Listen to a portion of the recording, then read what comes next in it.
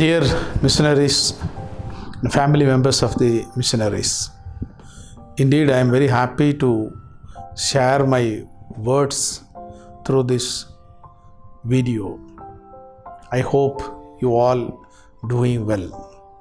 I am always thinking about the life of missionaries. You born in somewhere, you are serving somewhere, you are residing in a remote place which is not of yours, and your family members also suffering a lot, but you are doing God's work. You are propagating gospel and involving and interfering with the life of the people who are struggling to get social justice in somewhere. In this context, I would like to share my views presently in the context of corona spread. I thank the director of the Mission and Evangelism Department of Church of South India and also the directors of the concerned diocese who encouraged you to do all the work in order to give all kind of relief work to the people at large in the context of corona by providing relief materials. In this pandemic situation, I would like to point out few things.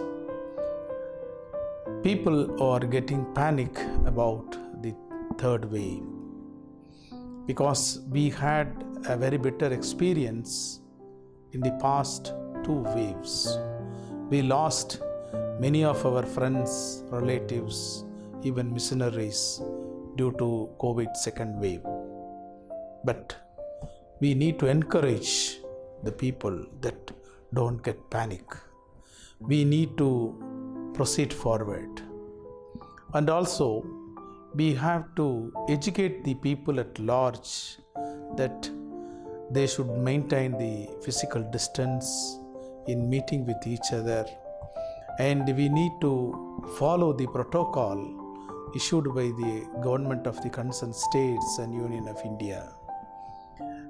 It is an important thing that we need to educate the people that the only way out for this coming out from this pandemic situation is that getting a vaccine. All persons should get vaccination, and we need to educate the people that everyone should get vaccinated. That is the only way out available for us to eradicate these corona waves.